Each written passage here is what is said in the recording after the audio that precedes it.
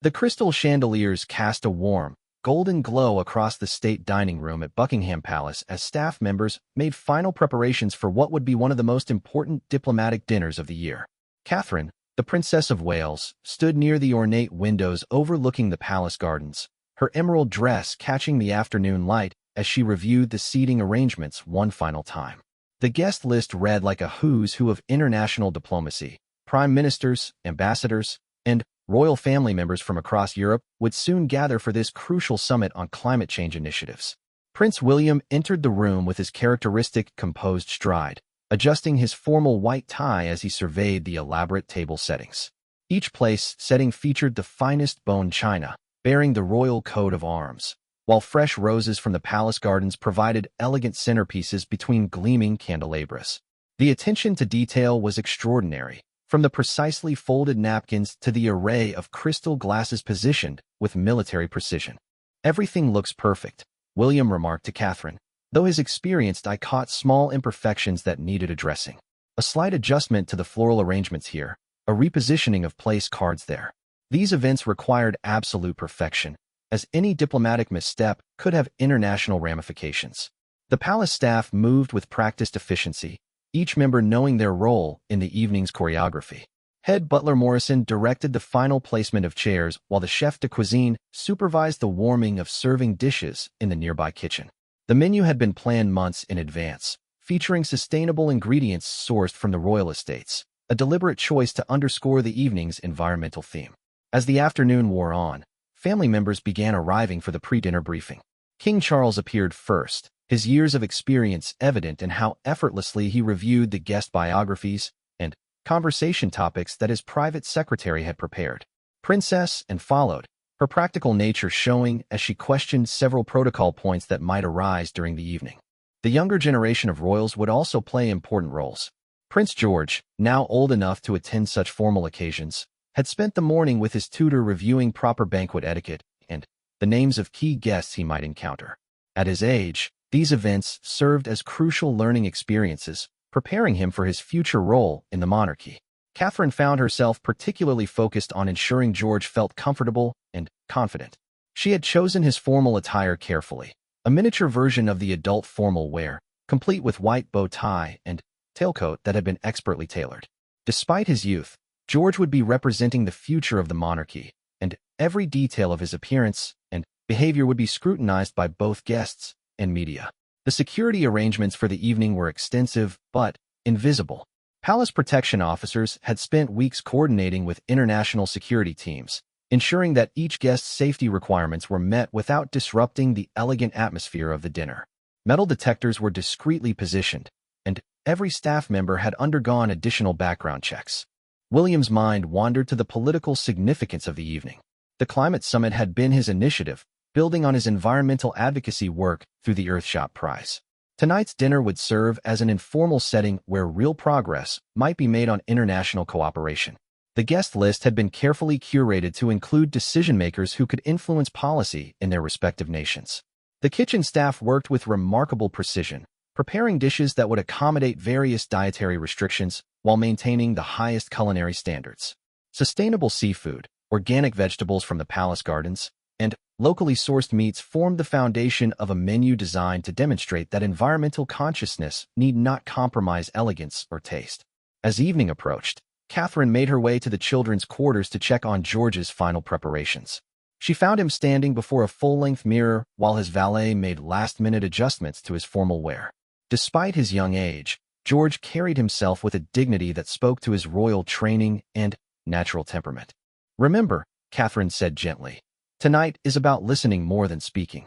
These are important people with important responsibilities, and you can learn much by observing how they interact." George nodded solemnly, understanding the weight of the occasion. He had attended family gatherings and smaller royal functions, but this would be his first major diplomatic dinner. The experience would test everything he had learned about protocol, conversation, and representing the crown with appropriate dignity. The guest reception would begin in the blue drawing room, where cocktails would be served while allowing for informal mingling before the formal dinner. William reviewed the evening's timeline once more, ensuring that every transition from reception to dinner to after-dinner speeches would flow seamlessly. These events required precise timing, as any delays could disrupt the carefully planned schedule of international guests with demanding itineraries. Palace photographers prepared their equipment, knowing that images from the evening would appear in newspapers worldwide.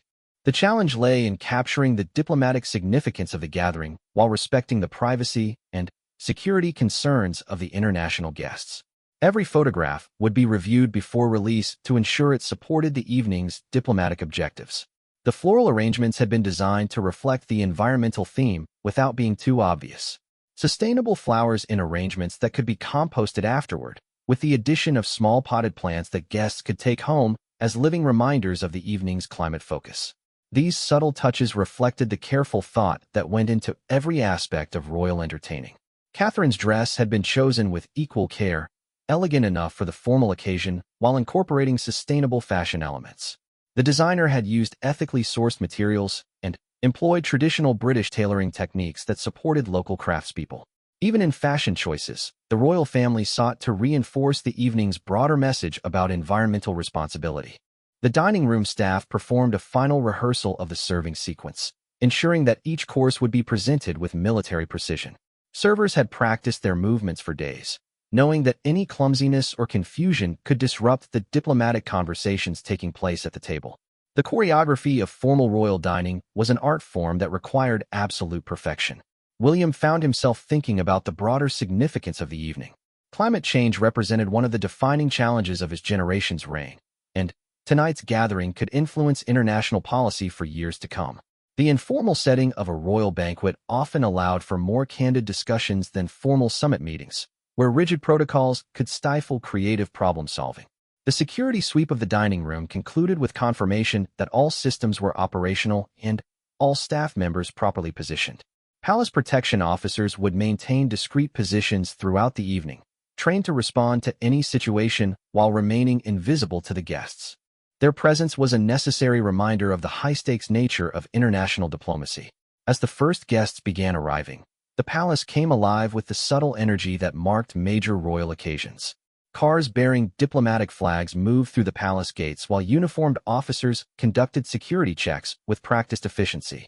Each arrival was orchestrated to avoid congestion while maintaining the dignity expected at such gatherings. The reception line formed in the blue drawing room, where William and Catherine would greet each guest personally before the dinner commenced. These individual interactions, though brief, often proved crucial for establishing the personal connections that could facilitate later negotiations. Royal protocol required that each guest receive appropriate attention while keeping the line moving efficiently. George took his position slightly behind his parents, ready to be introduced to selected guests who might find meeting the young prince particularly meaningful. His role would be limited but significant, representing the continuity of the monarchy and the long-term perspective that royal institutions could bring to global challenges. The evening's first hour would determine its overall tone.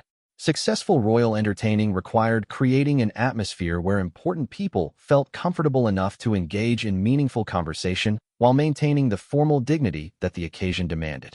It was a delicate balance that the royal family had perfected over generations of diplomatic hosting.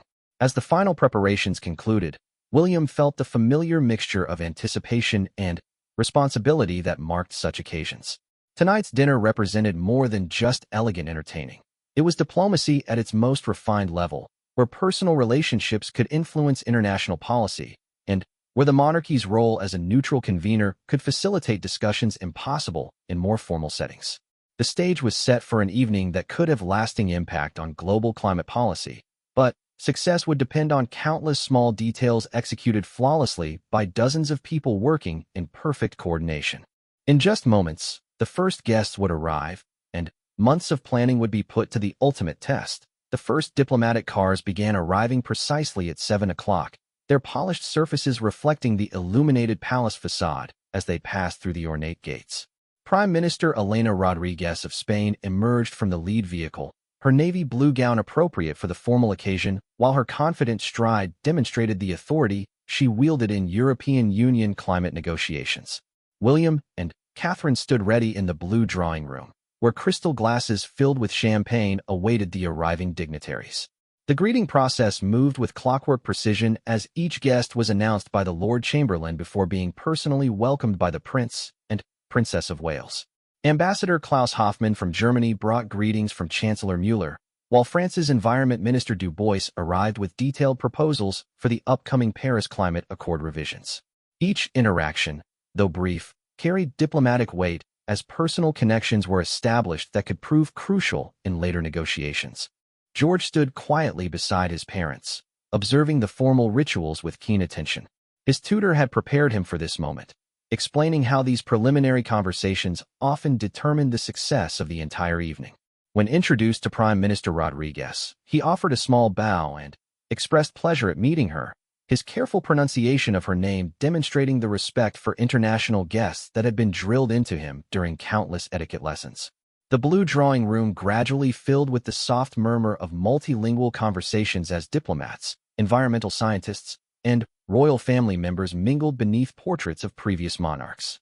Dr. Sarah Chun, the renowned climate researcher whose work had influenced policy across 3 continents, found herself in animated discussion with Prince Charles about carbon sequestration technologies being developed on the Duchy of Cornwall estates.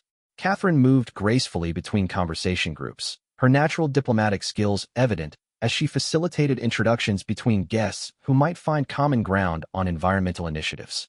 Her background in art history proved surprisingly useful as she connected Italian Ambassador Rossini with Swedish Minister Lindqvist over their shared interest in preserving cultural heritage sites threatened by climate change. The palace staff maintained their invisible efficiency, ensuring that champagne glasses never remained empty, while quietly updating the protocol officers about any schedule adjustments needed to accommodate late arrivals. Head butler Morrison observed every detail with practiced eyes, ready to signal servers or adjust lighting as needed to maintain the perfect atmosphere for diplomatic conversations.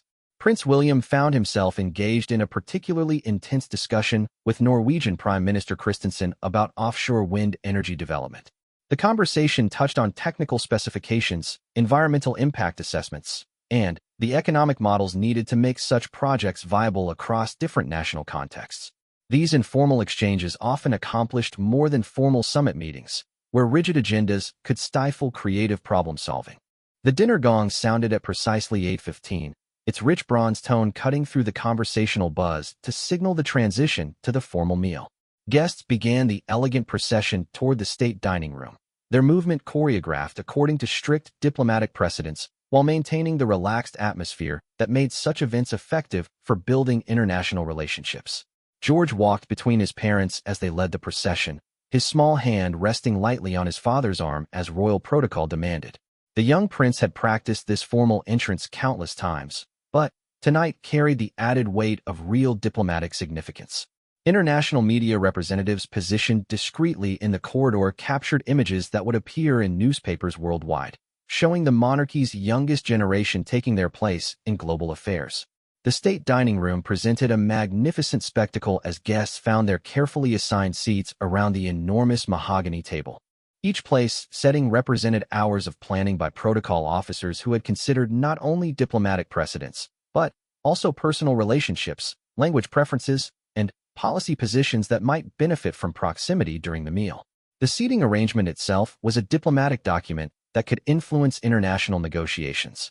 King Charles took his position at the head of the table, his decades of experience evident in how effortlessly he began drawing reserved guests into conversation while ensuring that no one felt excluded from the general discussion. His opening remarks touched lightly on the evening's environmental theme while acknowledging each nation's unique contributions to global climate solutions. The first course arrived with military precision as servers moved in synchronized formation around the table. Sustainable Scottish salmon, prepared according to traditional recipes while incorporating modern techniques that minimized environmental impact, was presented alongside vegetables harvested that morning from the palace gardens. The menu itself reinforced the evening's message about combining tradition with innovation in addressing contemporary challenges. George found himself seated between his mother and Dr. Chun, whose reputation for making complex scientific concepts accessible to non-specialists had influenced his placement at the table. The young prince listened intently as she explained how coral reef restoration projects in the Pacific were providing models for ecosystem recovery in other regions. His thoughtful questions demonstrated the quality of his education while showing genuine interest in subjects that would define his future reign. Conversation flowed naturally between courses as guests discovered unexpected connections and shared interests. Spanish Prime Minister Rodriguez found common ground with Canadian Environment Minister Thompson over Indigenous rights in conservation projects, while Dutch Ambassador van der Berg shared innovative flood management techniques with officials from Bangladesh and the Maldives, nations facing similar challenges from rising sea levels. The wine service reflected the same attention to environmental themes that characterized every aspect of the evening. Organic vintages from royal estates were paired with selections from sustainable vineyards in guest nations, creating opportunities for diplomatic toasts that acknowledged both tradition and innovation. Each wine had been chosen not only for its quality, but also for its representation of environmentally conscious agriculture. William rose for the evening's formal toast, his words carefully crafted to acknowledge both the diplomatic significance of the gathering and the urgent environmental challenges that had brought these leaders together. He spoke of the monarchy's unique position as a neutral convener that could facilitate discussions between nations with competing interests while maintaining focus on shared global concerns. The main course featured sustainably raised lamb from the Duchy of Cornwall estates, prepared according to recipes that had been refined over generations while incorporating modern understanding of nutritional science. Accompanying vegetables came from heritage varieties being preserved through royal agricultural initiatives, demonstrating how traditional practices could contribute to contemporary environmental solutions. As the evening progressed, George began to understand the subtle dynamics of international diplomacy. He observed how his father guided conversations toward productive outcomes while avoiding topics that might create tension between guests representing different political systems and national interests. The young prince was learning that effective diplomacy required not just knowledge of issues, but also deep understanding of human nature and cultural sensitivities. The dessert course provided an opportunity for lighter conversation as guests relaxed into the comfortable atmosphere that successful royal entertaining created. Chef Morrison's team had prepared individual chocolate soufflés using ethically sourced ingredients, their presentation elegant enough for the formal occasion while supporting fair trade initiatives that aligned with the evening's environmental focus. Coffee service began as guests prepared for the evening's concluding speeches, where substantive policy discussions would transition from informal conversation to formal commitments. The placement of coffee cups, cream services, and small suites followed protocols established over decades of royal entertaining, each detail contributing to the overall atmosphere of refined hospitality that made difficult negotiations possible. Prince Charles rose for remarks that would frame the evening's environmental discussions in historical context, while looking toward future challenges that would define the next generation's relationship with the natural world. His speech, carefully crafted by advisors who understood both environmental science and international relations, sought to build consensus around shared values while respecting national sovereignty in policy implementation. The evening's success was becoming evident in the animated conversations continuing despite the late hour. Diplomatic dinner parties often succeeded or failed based on whether guests felt energized or exhausted by the experience, and tonight's gathering clearly fell into the former category. The combination of excellent food, comfortable surroundings, and thoughtfully planned interactions was producing exactly the atmosphere needed for productive international cooperation. George listened carefully to each speech, understanding that these moments would be studied in his future education as examples of how royal occasions could influence international policy. The young prince was witnessing diplomacy at its most refined level, where personal relationships between leaders could determine the success or failure of global initiatives affecting millions of people. As the formal dinner concluded and guests prepared to move to the music room for concluding discussions, the evening's careful orchestration had achieved its primary objective.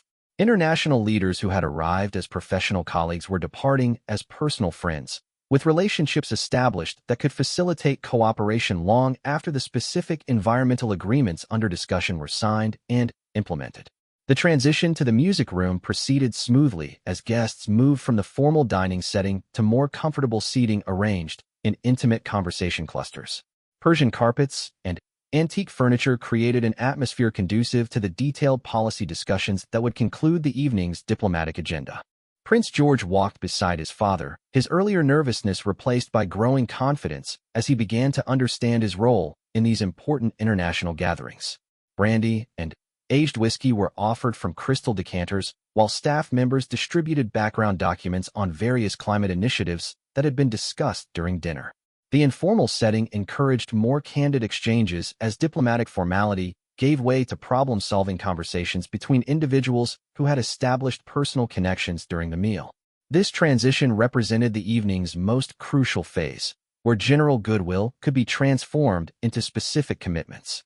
Dr. Sarah Chun found herself at the center of a technical discussion about carbon capture technologies, her ability to explain complex scientific concepts in accessible terms proving invaluable as political leaders sought to understand the practical implications of various policy options.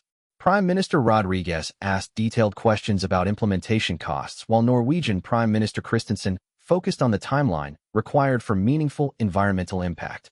Prince William moved between conversation groups with practiced diplomatic skill, his role as host requiring careful attention to ensure that all guests felt included in the substantive discussions while avoiding any appearance of favoring particular national positions. The prince's reputation for environmental advocacy gave his interventions special weight, as guests recognized his genuine commitment to the issues being discussed rather than mere diplomatic courtesy. George positioned himself near a window overlooking the palace gardens, where spotlights illuminated the carefully maintained landscape that served as a living example of sustainable gardening practices. Ambassador Klaus Hoffmann from Germany joined the young prince, their conversation turning to educational programs that might help younger generations understand environmental challenges facing their future. Catherine engaged Italian Ambassador Rossini in discussion about cultural heritage preservation in the face of climate change, their conversation touching on innovative techniques being developed to protect historic buildings and artworks from environmental damage. The princess's background in art history provided insights that complemented the ambassador's practical experience with policy implementation in regions facing immediate climate threats. The evening's most significant breakthrough came during an impromptu conversation between Canadian Environment Minister Thompson and Swedish Minister Lindqvist about carbon trading mechanisms that could benefit both developed and developing nations. Their discussion attracted other guests as the technical details of international cooperation began taking shape in ways that could influence formal negotiations for months to come. King Charles positioned himself strategically near the room's center, his decades of experience with international relations allowing him to facilitate connections between guests who might not otherwise discover common interests. The king's gentle guidance helped transform individual conversations into broader coalition building as shared concerns emerged across national boundaries and political systems. George found himself increasingly fascinated by the intricate dance of international diplomacy, watching how experienced negotiators advance their national interests while building consensus around shared global concerns. His tutor had prepared him for this observation opportunity, explaining how these informal interactions often proved more productive than formal summit meetings where rigid protocols could inhibit creative problem-solving. The palace staff maintained their invisible efficiency, ensuring that refreshments remained available while providing any documents or communication services that guests might require. Head Butler Morrison coordinated with security personnel to facilitate private phone calls when ministers needed to consult with their capitals about emerging opportunities for international cooperation. Dutch Ambassador van der Berg shared innovative flood management techniques with officials from Bangladesh and the Maldives, their conversation demonstrating how nations facing similar environmental challenges could benefit from shared expertise. The technical discussion attracted interest from other guests as practical solutions began emerging from the evening's broader policy framework. Prince William found himself moderating an increasingly detailed discussion about renewable energy financing, where different national approaches to government investment and private sector incentives were being compared and evaluated. The prince's questions helped clarify technical points while ensuring that all participants understood the implications of various policy options being considered. The evening's informal atmosphere encouraged guests to move freely between conversation groups, creating opportunities for unexpected connections as individual expertise combined with varied national perspectives on environmental challenges. Spanish Prime Minister Rodriguez found herself learning about Arctic research from Norwegian scientists while sharing Mediterranean perspectives on agricultural adaptation strategies. George observed how his father balanced advocacy for environmental positions with the neutrality required of royal hosts, noting the careful language that advanced substantive discussions while avoiding any appearance of political partisanship.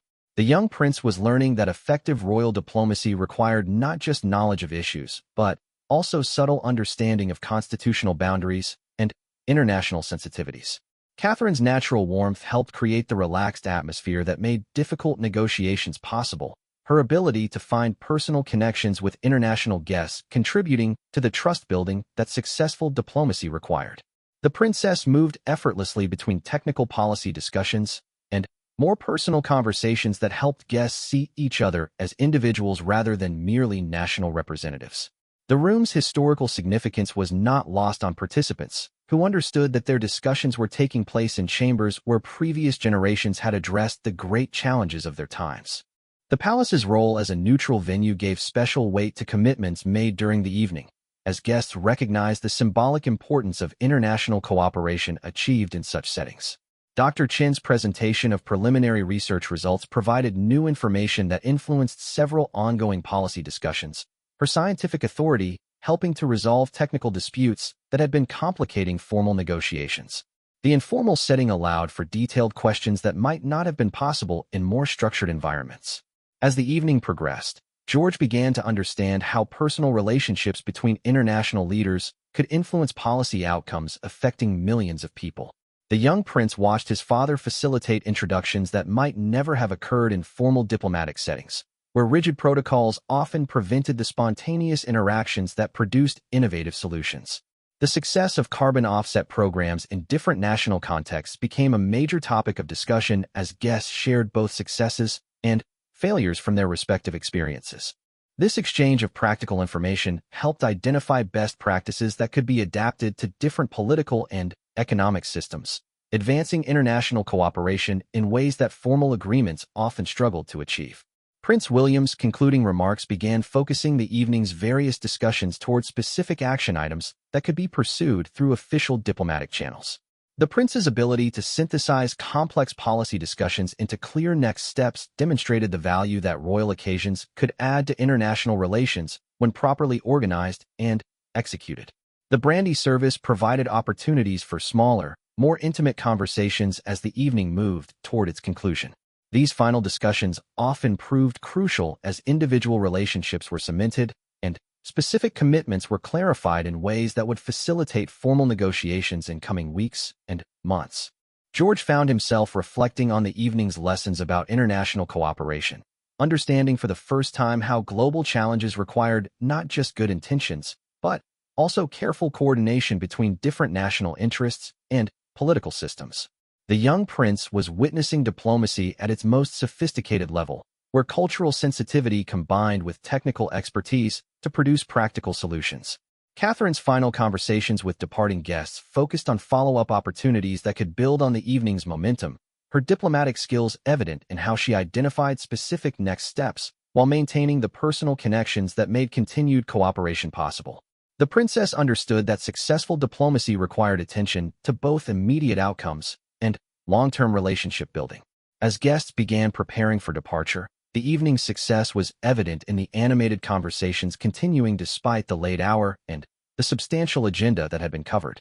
International leaders were leaving with new relationships established and specific commitments made, demonstrating the unique value that royal diplomacy could provide when properly executed. The palace staff began their discreet preparations for guest departures while maintaining the relaxed atmosphere that had characterized the evening's most productive discussions. Every detail of the conclusion would be managed with the same attention to protocol and hospitality that had marked the entire event, ensuring that final impressions reinforced the positive outcomes achieved through careful planning and expert execution. The music room had settled into a comfortable rhythm of serious policy discussions when Prince George, feeling increasingly confident in his role, moved closer to where Prime Minister Rodriguez and Dr. Chun were examining detailed charts about carbon emissions projections. The young prince had been listening attentively to their technical conversation when he noticed something that the adults appeared to have overlooked, a calculation error in one of the research documents that could significantly impact the evening's emerging climate agreement. George hesitated for a moment, understanding that interrupting important adults carried risks, but his tutor's recent lessons about responsibility and duty compelled him to speak. His mathematical abilities, sharpened by intensive royal education, had identified a discrepancy in the carbon offset calculations that formed the foundation for several nations' proposed commitments. The error wasn't immediately obvious, hidden within complex formulas that required careful attention to detect. "Excuse me," George said quietly, his voice betraying slight nervousness despite his growing confidence. "I believe there might be an error in the carbon sequestration projections on page 7 of the research summary." His careful pronunciation and formal language reflected the countless hours spent with language tutors preparing him for exactly these types of interactions. Prime Minister Rodriguez looked down at the young prince with surprise, while Dr. Chun immediately turned her attention to the document in question. William, who had been engaged in conversation across the room, noticed his son's intervention and moved closer to assess the situation. The music room fell silent as other guests became aware that something significant was occurring. Dr. Chun examined the calculations that George had identified, her expression growing serious as she worked through the mathematical formulas with increasing concern. The document had been prepared by her research team and distributed to international negotiators as the scientific foundation for the evening's policy discussions. Any error could undermine months of careful diplomatic preparation. "I'm afraid the young prince is correct," Dr. Chin announced after several minutes of careful calculation. "There's been a significant error in our carbon absorption projections. The sequestration rates we've been discussing are approximately 30% higher than what these ecosystems can actually achieve." Her voice carried the weight of professional embarrassment mixed with appreciation for George's careful attention to detail. The revelation sent a ripple of concern through the assembled diplomats, who realized that their emerging agreements would require immediate reconsideration. Months of negotiation had been based on scientific projections that were now proven inaccurate, potentially invalidating commitments that several nations had been prepared to announce following the evening's discussions. Prince William stepped forward, his diplomatic training evident as he recognized both the problem created by the error and the opportunity presented by its early discovery. "Perhaps this gives us a chance to build our agreements on even more solid foundations," he said calmly. "Better to identify these issues now than after commitments have been made public." King Charles approached the group, his decades of experience with international crises providing the steady presence needed to transform potential disaster into diplomatic opportunity. "Dr. Chun, how long would you need to provide corrected projections that we could use as the basis for revised discussions?" he asked, his tone suggesting confidence that solutions would be found rather than dwelling on problems created. The assembled guests began forming smaller discussion groups as the implications of George's discovery were analyzed and potential responses evaluated. Canadian Environment Minister Thompson pulled out his satellite phone to consult with technical advisors in Ottawa, while Swedish Minister Lindqvist began recalculating her nation's proposed carbon reduction commitments based on the corrected scientific data. George found himself at the center of attention in ways he had never experienced, with international leaders seeking clarification about exactly what he had observed in the research documents.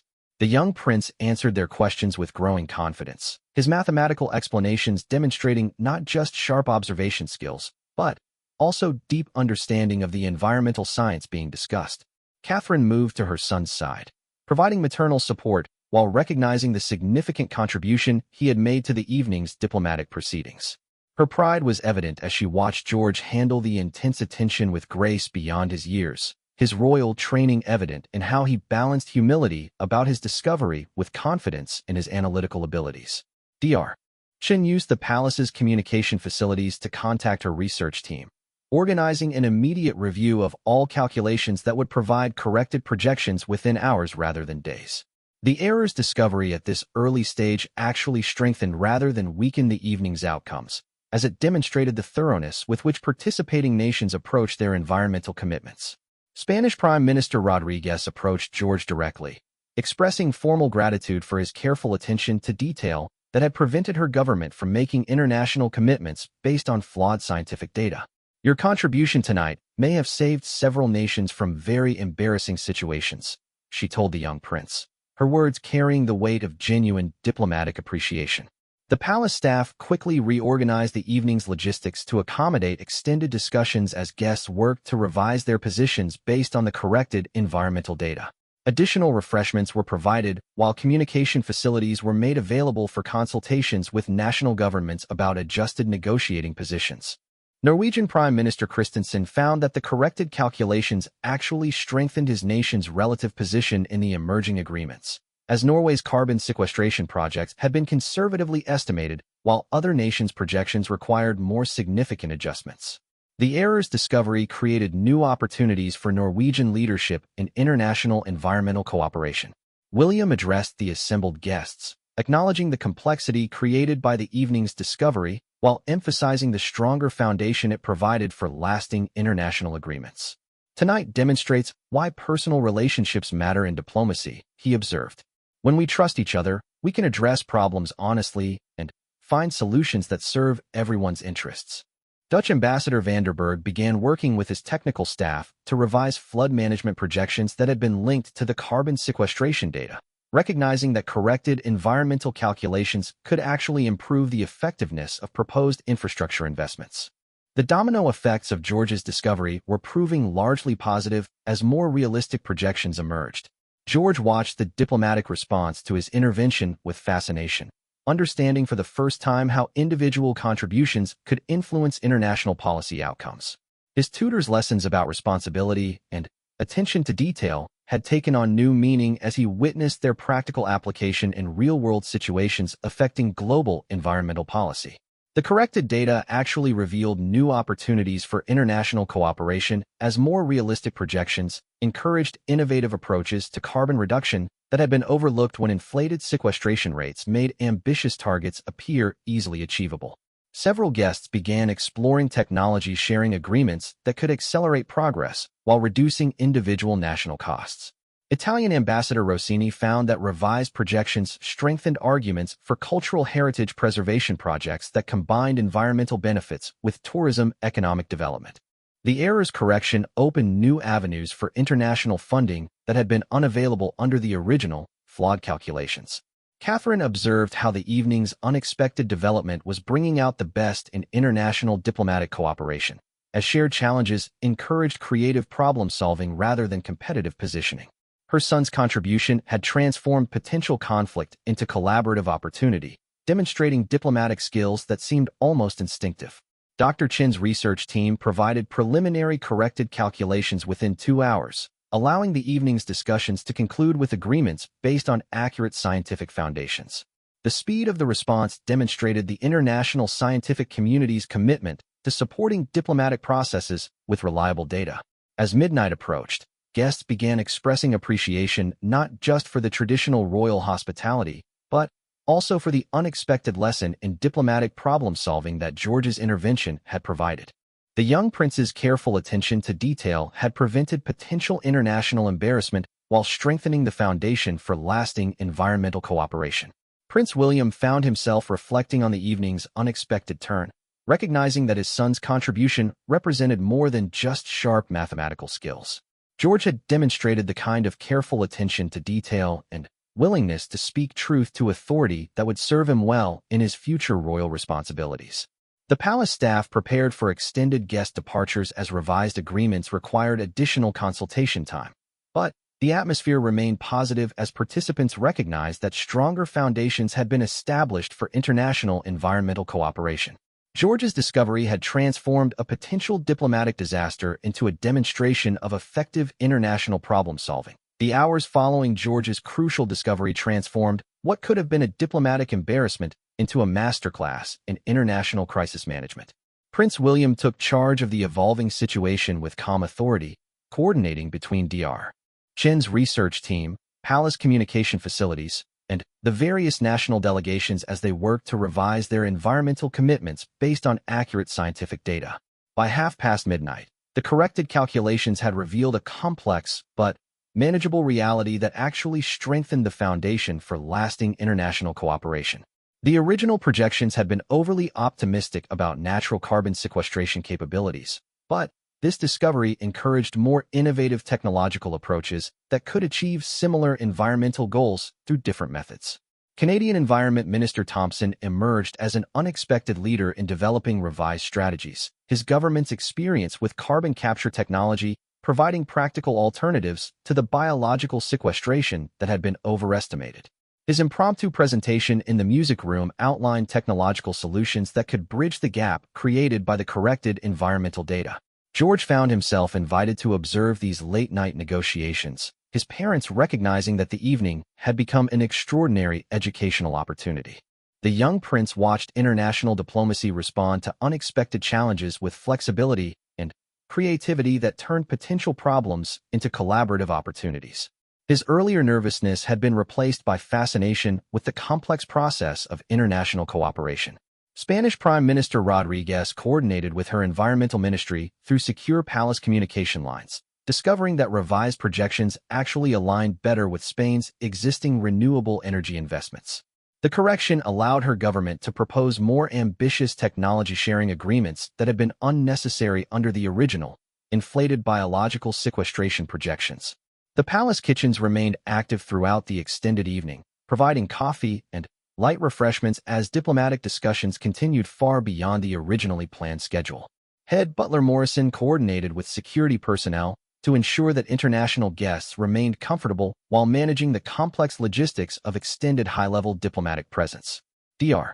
Chin's professional reputation, initially threatened by the calculation error, was ultimately strengthened by her team's rapid response and the improved accuracy that resulted from George's careful observation. Her gracious acknowledgement of the young prince's contribution became a diplomatic talking point as she emphasized the value of diverse perspectives in scientific and policy work. Norwegian Prime Minister Christensen found that the corrected data supported his nation's proposal for Arctic research cooperation that could accelerate global understanding of climate change impacts. The evening's unexpected turn had created opportunities for Norwegian scientific leadership that aligned perfectly with their existing environmental expertise and international development goals. Prince William addressed the extended gathering near 2 o'clock in the morning, his remarks acknowledging both the evening's challenges and the stronger foundation they had created for international environmental cooperation. Tonight demonstrates that effective diplomacy requires not just good intentions, but also the courage to address problems honestly when they arise, he observed. The revised agreements that emerged from the extended discussions were actually more comprehensive than originally planned, as the need to address corrected environmental data had encouraged broader thinking about technological cooperation and resource sharing. Several bilateral partnerships were established that went beyond the evening's original climate focus. Italian Ambassador Rossini worked with Swedish Minister Lindqvist to develop cultural exchange programs that would combine environmental education with heritage preservation, their collaboration representing the kind of creative problem-solving that the evening's unexpected challenges had encouraged throughout the international gathering. George's role evolved throughout the extended evening from observer to informal participant, as his mathematical abilities proved valuable in reviewing other technical documents that formed the foundation for emerging international agreements. His careful attention to detail had established credibility that made his continued contributions welcome rather than intrusive. Catherine maintained her diplomatic hosting responsibilities throughout the extended evening, ensuring that international guests remained comfortable while managing the complex social dynamics of high-stakes negotiation. Her natural grace under pressure provided stability that allowed substantive discussions to continue productively despite the late hour and unexpected complications. King Charles emerged as the evening's steady center, his decades of international experience providing the perspective needed to transform crisis into opportunity. His gentle guidance helped maintain focus on shared environmental goals while managing the national sensitivities that could have derailed negotiations following the discovery of flawed scientific data. The corrected environmental projections revealed new opportunities for developing nation participation in global climate initiatives, as more realistic carbon sequestration rates made technology transfer more important than natural resource management. This shift opened funding possibilities that several guests began exploring through international development partnerships. Dutch Ambassador van der Berg's expertise with flood management technology became increasingly relevant as discussions moved toward engineering solutions for environmental challenges. His practical experience with large-scale infrastructure projects provided models for international cooperation that other nations could adapt to their specific geographical circumstances. Dr. Chin's research team provided final corrected calculations shortly after 3 o'clock in the morning, allowing the diplomatic discussions to conclude with specific commitments based on accurate scientific foundations. The extended timeline had actually allowed for more thorough consideration of implementation details than originally planned. The palace staff managed the complex logistics of extended diplomatic presence with impressive efficiency, coordinating late-night transportation for international guests while ensuring that security requirements were maintained throughout the prolonged evening. Their professional expertise allowed diplomatic work to continue without distraction. George's mathematical contribution became a diplomatic talking point as international leaders recognized the value of including diverse perspectives in policy development. His careful observation skills had prevented potential international embarrassment while demonstrating the importance of thorough review processes in complex international agreements. As dawn approached, the evening's final agreements represented stronger international cooperation than had been originally anticipated. The crisis created by the calculation error had encouraged more comprehensive discussion of environmental challenges while building personal relationships between leaders that would facilitate continued cooperation.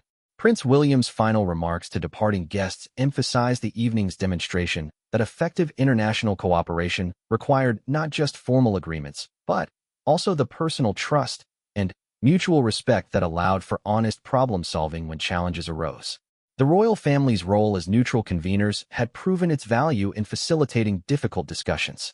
Catherine's gracious management of extended hospitality earned appreciation from international guests who recognized that successful diplomacy required not just formal protocols, but also the personal comfort that allowed for productive negotiation. Her natural diplomatic skills had contributed significantly to the evening's positive outcomes. The corrected environmental agreements that emerged from the evening's extended discussions were officially signed in the early morning hours, with George serving as an official witness despite his young age. His crucial contribution to the evening's success had earned him this recognition from international leaders who appreciated his attention to detail. George's first major diplomatic experience had demonstrated both the importance of careful preparation and the need for flexibility when unexpected challenges arose. The young prince had learned invaluable lessons about international cooperation while making a contribution that would be remembered throughout his future royal career. As international guests departed in the early morning hours, the consensus was that the evening had achieved far more than originally planned. George's intervention had transformed potential embarrassment into demonstration of effective international problem-solving, establishing new standards for scientific accuracy in diplomatic negotiations. The palace staff began their cleanup efforts with the satisfaction of having supported a historically successful diplomatic gathering. Every detail of the evening's extended timeline had been managed professionally, allowing international leaders to focus on substantive policy discussions without logistical distractions. Prince William reflected on the evening's unexpected lessons about diplomatic leadership, recognizing that his son's contribution had demonstrated qualities that would serve the monarchy well in future international relations.